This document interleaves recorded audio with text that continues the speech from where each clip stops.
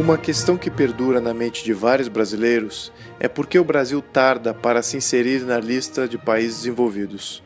Muitos brasileiros associam a origem dos problemas do Brasil com o nosso tipo de colonização. Outros culpam a etnia do brasileiro e outros culpam seu comportamento passivo, favorável a líderes carismáticos e paternalistas. Para responder essa pergunta, temos que eliminar o raciocínio que apela por respostas sociológicas sem qualquer embasamento empírico ou científico que analisa causa e consequência. Para tal efeito, é importante traçar um paralelo com uma nação de sucesso, a que mais se assemelha à nação brasileira, para identificarmos se essas perspectivas populares têm algum fundamento. Essa nação da qual falamos é os Estados Unidos. Os Estados Unidos têm recursos naturais semelhantes ao do Brasil, têm tamanho geográfico semelhante ao do Brasil e têm população com origens e etnias similares ao do Brasil. No entanto, como veremos adiante, não foram os recursos naturais, o tamanho geográfico e a etnia das pessoas que distinguiram os Estados Unidos do Brasil ao longo do tempo. Tampouco foi o tipo de colonização que aquele país vivenciou que o distinguiu. Foram dois fatores fundamentais: a escolha de modelo de governo e a escolha de modelo econômico. No caso dos Estados Unidos, veremos que foi precisamente o que o governo norte-americano foi impedido de fazer que definiu o sucesso econômico daquele país. Vale a pena lembrar que os Estados Unidos foi criado partindo de vários estados independentes, concatenados, para formar uma união. Esse ponto é fundamental, pois os 13 Estados-membros eram soberanos e autônomos e decidiram criar um poder central para se proteger de ameaças externas. Para tal efeito, criaram uma Constituição na qual o poder central era limitado e respeitava acima de tudo os direitos do indivíduo e a autonomia dos Estados-membros. A Constituição dos Estados Unidos limitava o governo federal e não dava direitos além dos prescritos.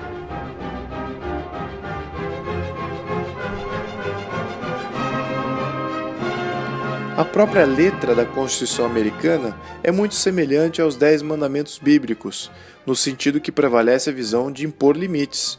O governo não irá criar leis contra isso, o governo não irá criar leis contra aquilo, etc.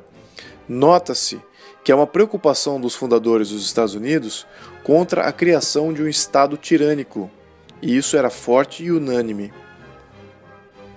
Outro ponto relevante dos fundadores norte-americanos do século XVIII era a tributação. O lema tributação sem representação igual a tirania foi o lema central que incitou a guerra pela independência e mais tarde se tornou o valor de base da sociedade americana. O princípio liberal era simples e tinha duas vertentes. Primeiro, aqui o governo não pode recolher impostos, senão os impostos que o povo assim o permite recolher. E o segundo é a representação legítima dos governantes para com os governados. O povo é quem permite ser governado, e o povo só se permitirá ser governado por quem é legítimo a governar. A visão era criar um governo com a intenção de proteger os direitos e liberdades das pessoas contra possíveis interferências do próprio governo. Queriam ter um governo que agiria de forma passiva, protegendo o povo somente quando esses seus direitos são ameaçados, e nos demais momentos, deixando a todos em paz. O governo dos Estados Unidos não foi concebido como uma força positiva para fazer as coisas para as pessoas, como tirar de ricos para dar para pobres. O governo americano não pode conquistar o controle sobre nenhuma classe social. Na verdade, a Constituição norte-americana não delimita nem define os direitos dos cidadãos. Ela somente define que direitos do cidadão o governo deve proteger. Isso resulta na limitação do governo para proteger somente a esses direitos listados e nada mais. Vemos, portanto, que a Constituição norte-americana foi criada para governar o governo, não para governar as pessoas. A Constituição norte-americana também não foi criada para governar os estados, pois cada Estado-membro manteve sua autonomia. Cada Estado-membro criou sua própria Constituição, regulamentando tudo que estava fora da Constituição Federal, contanto que não conflitasse com a Constituição Federal. Isso abriu uma série de possibilidades e modelos administrativos dentro da mesma nação. Além do mais, com poderes centrais limitados, os Estados-membros ficaram livres para competir um com o outro. E esses Estados-membros competiram em todos os aspectos, econômicos, sociais e culturais. Depois de 250 anos de uma Constituição passiva, limitadora de poderes do governo federal, hoje, nos Estados Unidos, constata-se que várias de suas cidades são referência mundial e líderes em diversos setores. Nova York, capital mundial das finanças; Chicago, capital mundial do mercado de commodities; Los Angeles, capital mundial da mídia e entretenimento; e mais recentemente, São Francisco, capital mundial da tecnologia. Essas cidades são algumas dentre outras várias cidades norte-americanas de referência mundial em alguma área específica.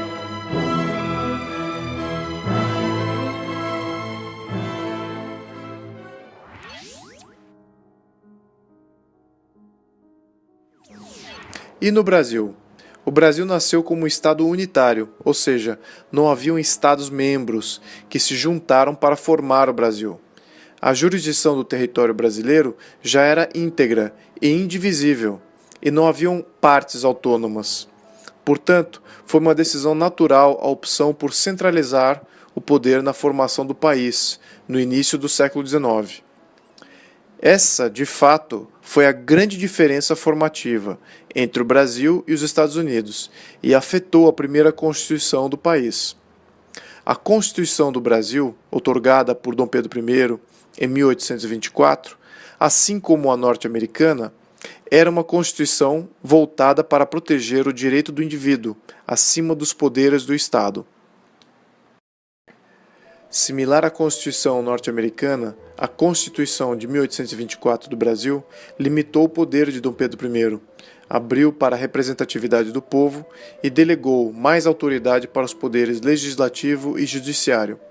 O próprio Dom Pedro I manifestou sua vontade de criar barreiras na Constituição brasileira contra a possível instalação de uma tirania, seja ela dele próprio, das oligarquias ou mesmo uma tirania do povo. Portanto, a primeira Constituição brasileira foi uma Constituição liberal, assim como a norte-americana. Houveram vários pontos de distinção entre uma Constituição e outra, mas o ponto principal que distingue uma da outra foi a descentralização e a autonomia dos Estados-membros. A Constituição brasileira centralizava o poder na capital do Império, ao passo que a norte-americana descentralizava o poder para os Estados-membros.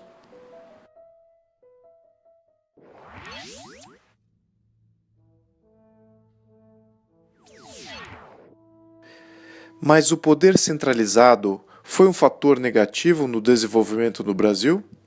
Sim, mas a centralização não foi um fator tão grande no início do século XIX como foi no início do século XX.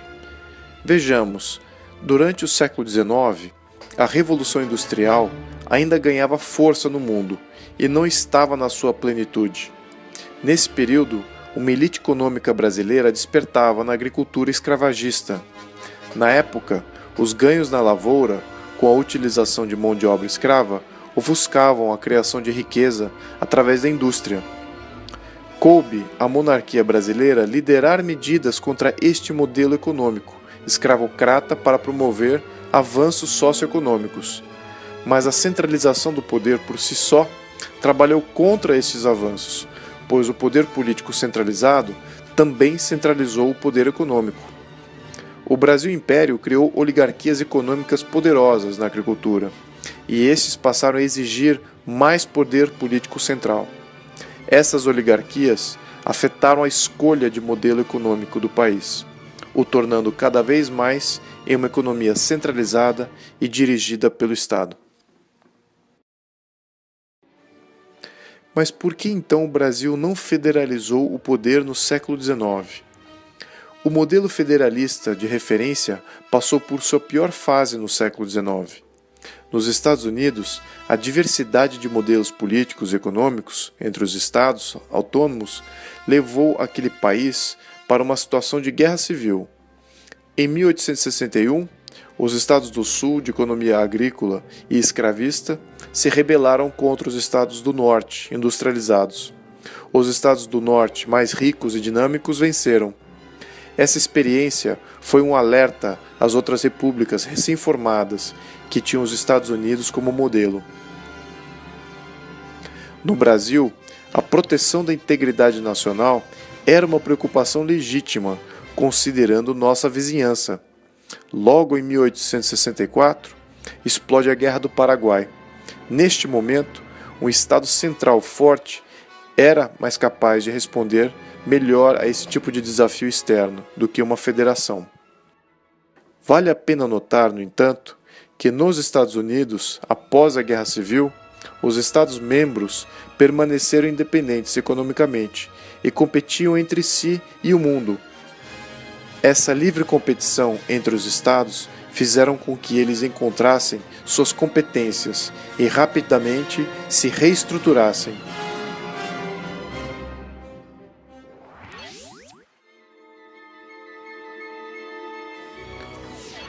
Mas somente ao final do século XIX, após a Guerra Civil Norte-Americana, que esse modelo federalista se demonstrou superior na sua capacidade de absorver e iniciar rápidas evoluções para fazer frente às economias industriais do mundo. Exatamente nesta época que o modelo de Estado centralizado brasileiro ficou em clara desvantagem. Nos Estados Unidos, a competição entre empresas e entre Estados-membros elevou o nível de excelência na indústria americana, além de ter diversificado suas iniciativas. Ao passo que no Brasil, as oligarquias agrícolas, feitas ainda mais poderosas por controlarem o governo central, não diversificaram a economia, impedindo a industrialização do país. Ao final do século XIX, o balanço histórico para o Brasil mostrava uma clara necessidade de mudanças. O Brasil, apesar de ter nascido um país de política liberal e de livre comércio, assim como os Estados Unidos, chega ao final do século XIX como um país oligárquico, com uma economia controlada. No mesmo período, no balanço norte-americano, vemos que o federalismo limitou e descentralizou o poder do governo central e diversificou o poder dos oligarcas e preparou melhor o país para as evoluções do século XX. A monarquia brasileira no século XIX era sapiente desta discrepância evolutiva e tentou corrigir o rumo, acabando gradualmente com o sistema econômico da escravatura. Mas isso provocou a ira dos oligarcas, que eventualmente se rebelaram contra o Estado monárquico. Com o advento da Primeira República Brasileira, várias discussões sobre a organização do Estado se sucederam e ficou evidente que um governo descentralizado seria um sistema mais adequado para o Brasil. Com a nova Constituição de 1891, cria-se, portanto, um Estado de fato federativo, a República dos Estados Unidos do Brasil, com Estados-membros autônomos. Infelizmente, para a jovem República Brasileira, o poder e influência dos oligarcas era pleno e sofisticado. A mesma oligarquia agrícola que subverteu o Brasil Império, subverteu a intenção federalista da Primeira República, e o poder político e econômico voltou a ser concentrado mais uma vez nas mãos de poucos e retardou a inovação econômica do país por mais 4 décadas.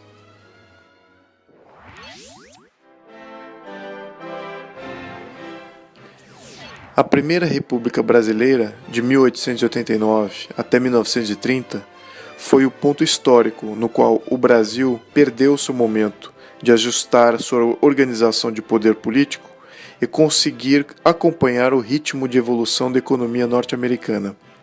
Nesse mesmo período, o modelo federativo descentralizado norte-americano já estava maduro e acentuou ainda mais as diferenças evolutivas entre os dois países. A invenção do automóvel e a introdução de novos métodos de produção em série solidifica o modelo de governo norte-americano como fomentador da livre iniciativa e acúmulo individual de riqueza.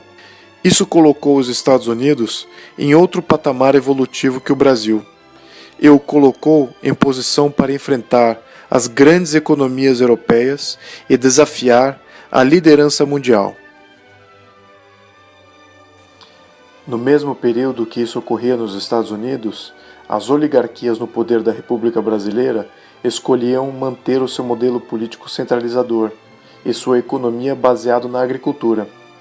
Portanto, durante o século XIX, pode-se dizer que o Brasil e os Estados Unidos estavam dentre as novas economias do Novo Mundo, com economias díspares, mas ambas com atrativos semelhantes. Mas já no início do século XX, o Brasil República passou a ser considerado uma economia simples, enquanto que os Estados Unidos gozava de uma economia diversificada e sofisticada. A lição que fica dessa comparação é da importância de blindar estados e governos das ações de oligarquias. O federalismo ajuda nessa blindagem, proporcionando diversificação e descentralização de poder. O Brasil falhou neste quesito durante o Império e falhou novamente em todas as formas de república subsequentes. Se adiantarmos o relógio de nossa análise através do século XX, constatamos que, em nenhum instante da história republicana brasileira, houve a remota intenção de descentralizar o poder federal de fato. A despeito de toda a Constituição republicana clamar que o Brasil é uma república federativa, a federação de Estados-membros independentes no Brasil nunca se materializou assim como nos Estados Unidos.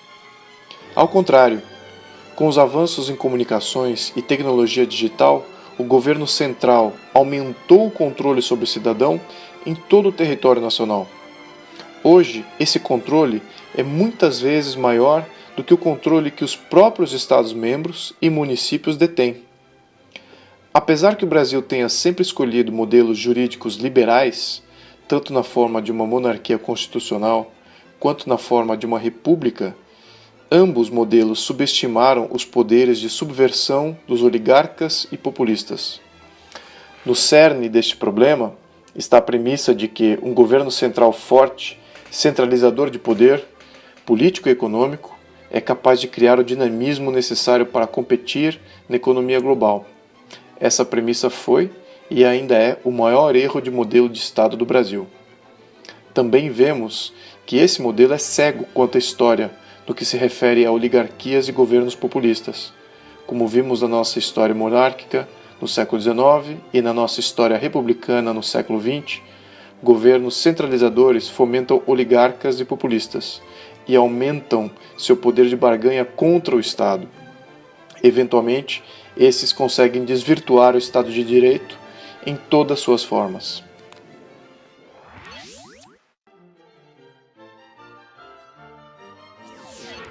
Mas o sistema de governo central, por si só, não é capaz de explicar a pergunta do porquê o Brasil ainda não é uma potência de primeiro mundo. Um outro aspecto formativo de um país, e onde há muita confusão, está na definição de sistema econômico. Muitos brasileiros acreditam que o Brasil é e sempre foi um país capitalista. Mas, como veremos mais adiante, é necessário definir melhor este termo, para eliminar a confusão, e talvez aí teremos mais clareza na resposta. Na raiz deste problema está o conceito básico da economia, que é o termo capital, ou melhor definido como o meio de produção. O capital nesta conotação pode significar também máquinas e equipamentos, ou até mesmo uma simples vara de pescar. Nos falidos países comunistas, a definição de capital estendia-se e até as pessoas eram consideradas um meio de produção. Portanto, por simples extrapolação deste termo universal, todos os países são capitalistas. Então, qual a diferença entre o sistema comunista e o sistema capitalista, como entendemos hoje? A diferença está na propriedade do capital. O sistema comunista pressupõe controle total dos meios de produção e monopólio de governo em todas as áreas da economia, ao passo que o sistema capitalista pressupõe capital privado individual e em competição via mercados livres de governo.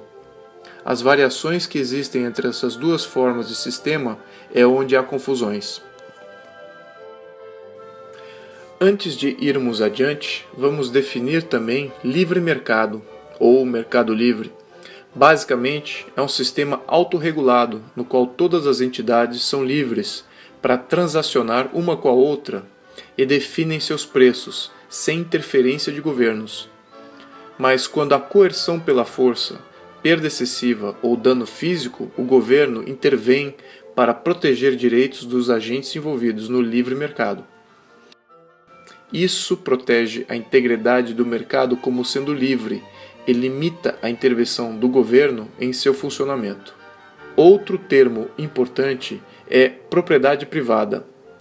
Para que haja propriedade privada, 4 aspectos têm de ser respeitados: registro, controle, posse e direito de venda.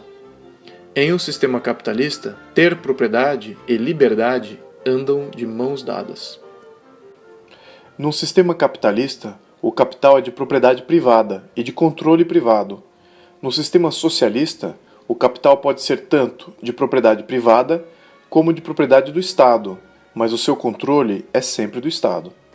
O Manifesto Comunista de Karl Marx é bem explícito em destruir e abolir a propriedade privada, acreditando, portanto, ao Estado toda a criação do bem-estar e do desenvolvimento econômico. Como a história comprovou, em todos os estados socialistas e comunistas, o capital controlado pelo Estado resultou em preços altos e qualidade baixa. Sem competição, não há melhorias na entrega de produtos e serviços, e todo progresso se estagna e o Estado quebra.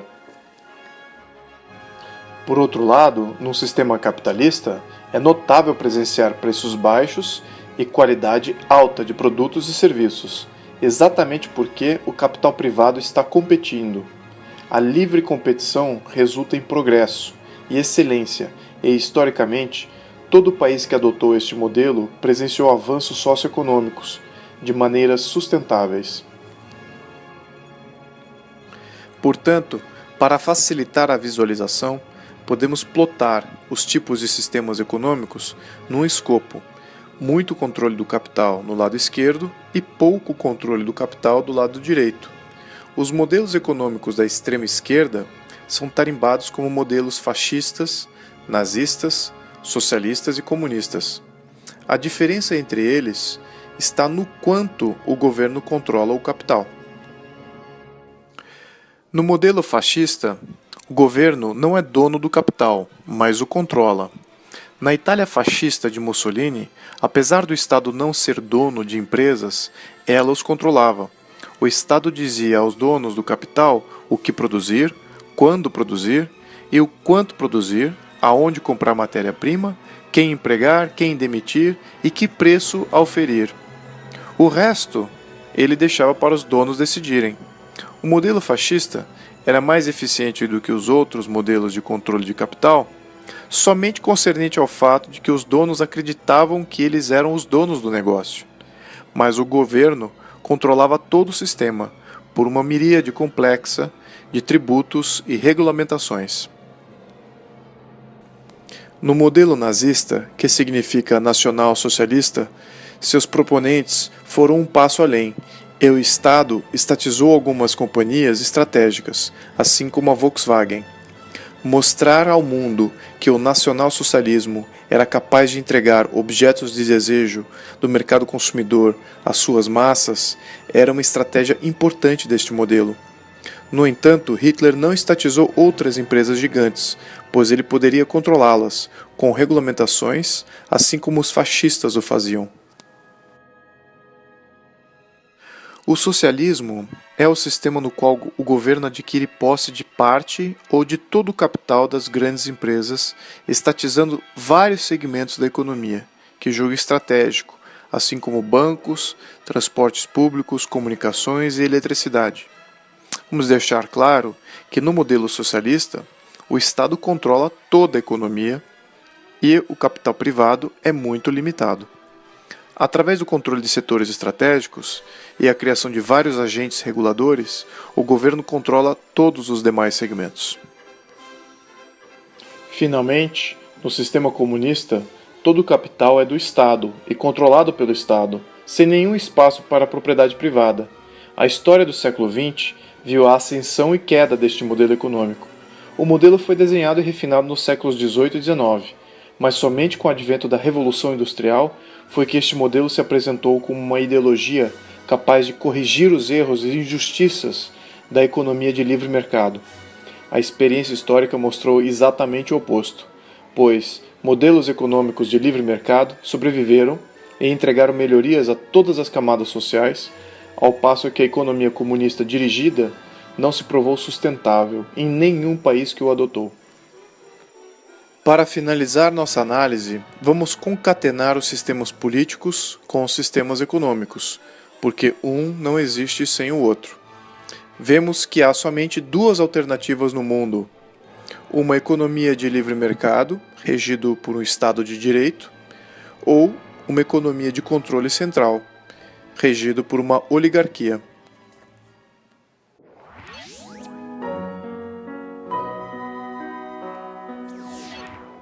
Qual o modelo econômico que melhor caracteriza o modelo brasileiro? Bem, durante os últimos 120 anos de república, constatamos alguns pontos centrais. No quesito estrutura de Estado, vemos uma forte concentração de poder jurídico e fiscal na esfera federal. Portanto, o Brasil se caracteriza como poder centralizado. Também podemos observar que nunca houve um governo republicano na história republicana do Brasil.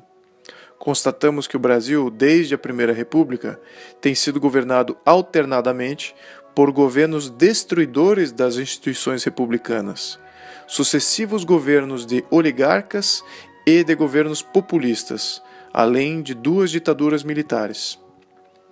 Também vemos que o Estado brasileiro tem monopólios estatais, que controlam setores estratégicos da economia, além de deterem a posse do subsolo. Através de bancos estatais, como o BNDES, o governo detém participação em várias empresas do setor privado, exercendo o chamado controle negativo. Finalmente, notamos também que, através de tributação e regulamentação, há várias limitações e controle do capital privado.